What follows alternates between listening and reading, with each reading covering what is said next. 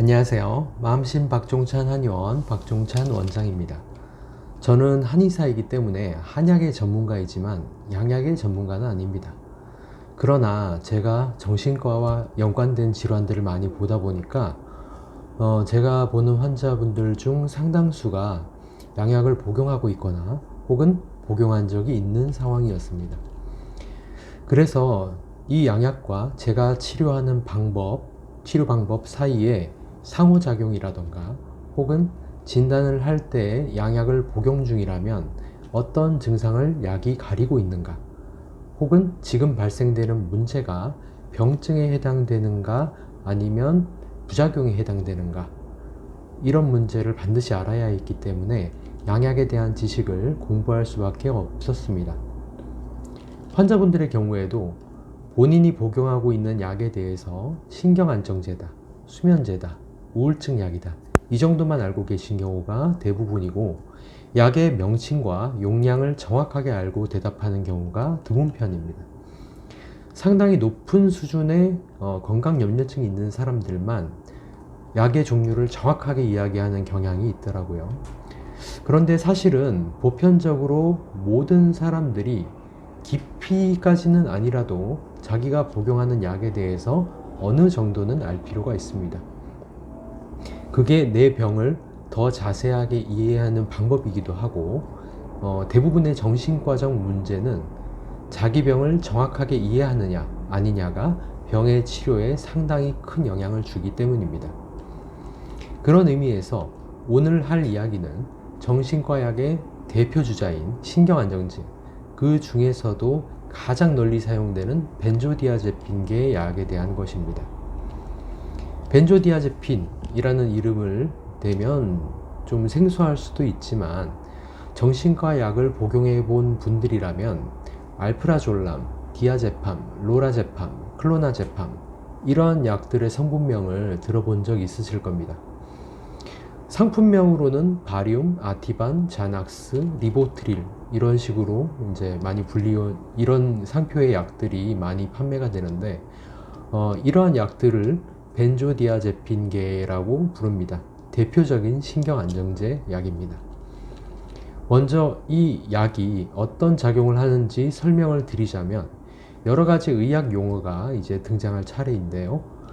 이런 걸 제외하고 한마디로 먼저 알려드리면, 벤조디아제핀 혹은 신경안정제의 효능은 강한 술과 같다 라고 생각하시면 됩니다.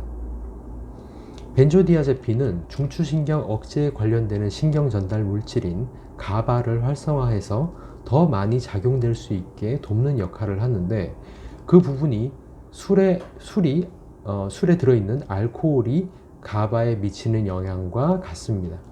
이 억제작용이 어떤 효능을 일으키느냐 하면, 진정, 근의 이완, 항경련 같은 작용을 주로 하게 되고, 그래서 어디에 사용되느냐 하면 주로 불안감의 완화, 불면증 치료, 그리고 이전에 간질이라고 불리었던 뇌전증 같은 경련성 질환의 조절의 용도로 사용됩니다. 이 약의 현재 위치를 알기 위해서는 이 약의 기원을 알 필요가 있습니다.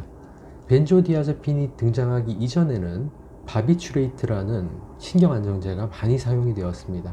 그런데 이 바비츄레이트의 의존성과 부작용이 너무 심해서 사용하기에 안전한 약이 아니었습니다.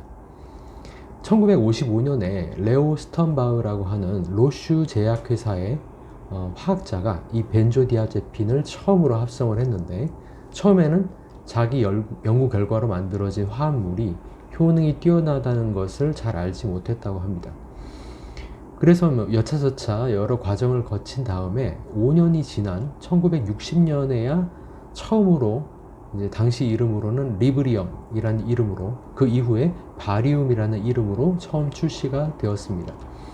이 약은 바비츄레이트에 비하면 너무나 안전한 약이었기 때문에 금방 메가히트 상품이 되었고, 로슈라는 회사는 이 덕분에 제약회사계에 공룡이 되었습니다.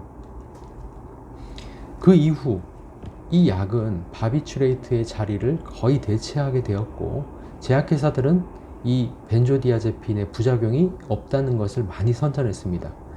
그러나 벤조디아제핀도 당연히 부작용이 있었기 때문에 피해 사례들이 조금 쌓여가다가 1980년대에 제약회사들이 대규모의 소송에 걸리면서 수면 위로 올라오게 됩니다.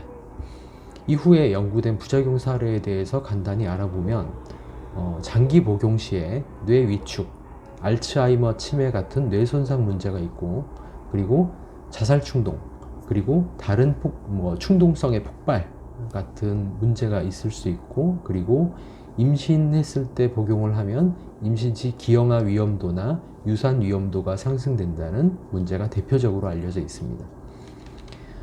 뇌 위축 문제 같은 경우 알코올 중독에서 나타날 수 있는 뇌 위축 문제와 동일하게 이해를 하시면 됩니다. 술을 오래 마셔도 알코올성 치매라는 증상이 올 수 있습니다. 그리고 자살 충동이나 충동성의 폭발 문제는 한편으로는 이 억제하는 약을 복용했는데 충동성이 더 심해진다? 이 부분이 이상해 보일 수 있지만 대뇌 전두엽을 억제하는 효과가 있기 때문에 충동성을 제어력이 감소하기 때문에 이런 현상이 생긴다고 설명을 하더군요. 술을 마시면 처음에는 잠이 오지만 만취 상태가 되면 많이 마시면 충동 억제가 더 안 돼서 막 자기 마음속에 있는 걸 고백한다거나 아니면 술을 마시면 막 싸움을 막 한다거나 이런 일이 발생되는 것과 동일선상에서 이해를 하시면 됩니다. 제가 처음에 벤조디아제핀은 강한 술과 같다 이렇게 이해하면 된다고 이야기한 거 기억하시죠? 술과 동일선상에서 보면 이렇게 이해하기가 조금 쉬워집니다. 이런 문제들과 의존성이라는 문제 때문에 FDA에서는 벤조디아제핀계 약의 처방이 4주에서 8주 기간을 넘지 않도록 권고하고 있습니다. 그러나 주변에서 처방하는 경우를 보면 이거보다 더 오래 쓰는 경우가 조금 더 흔한 것 같습니다. 환자분들이 많이 질문하는 것 중에 신경안정제를 복용하고 있는데 한약을 같이 복용해도 되나요? 이런 질문을 많이 받습니다. 벤조디아제핀과 함께 복용해서는 안 되는 약은 두 가지 측면에서 고려해야 합니다. 첫 번째, 술과 같은 안정작용을 가지는 물질을 같이 복용해서는 안 됩니다. 그런데 한약 중에서 이런 고도의 안정제로 사용되던 주사나 웅환 같은 약들은 저희는 이미 모두 사용하지 않고 있습니다. 이건 왜 사용하지 않는지에 대해서 나중에 별도의 영상을 만들어서 다시 설명을 드리겠습니다. 두 번째는 벤조디아제핀이 간에서 주로 많이 대사가 되는데 한약 제제 중에 간에 부담을 주는 약을 사용하면 간 손상이 올 수 있다는 점이 있습니다.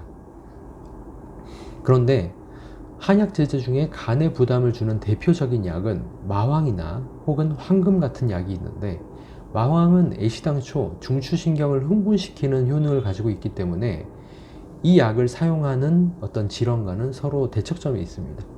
그래서 웬만하면 사용할 일이 없고, 황금 같은 경우는 양약을 병용할 시에는 양을 줄이거나 빼고 사용을 하게 됩니다. 저희는 그렇게 처방하는 사례가 없지만 간혹 신경안정제를 복용하면서 다이어트 한약을 먹는 경우가 있다면 그건 주의해야 합니다. 치료 방향성도 정반대이기 때문에 주의해서 치료하실 필요가 있습니다. 이 두 가지 점을 충분히 고려하면 안전하게 한약을 신경안정제와 병용해서 사용할 수 있습니다. 여러분들이 전문가에게 처방을 받아야 하는 이유가 바로 이런 데 있는 겁니다. 한의원뿐만 아니라 어디에 가서 어떤 진료를 받더라도 자기가 현재 받고 있는 치료, 복용 중인 약에 대해서는 정보를 정확하게 알 필요가 있습니다. 그래야 의사가 알아서 위험을 회피할 수 있게 도움을 줄 수 있기 때문이죠. 자, 여기까지 도움이 되는 정보였으면 좋겠습니다. 오늘 영상은 여기까지 마치겠습니다. 시청해 주셔서 감사합니다.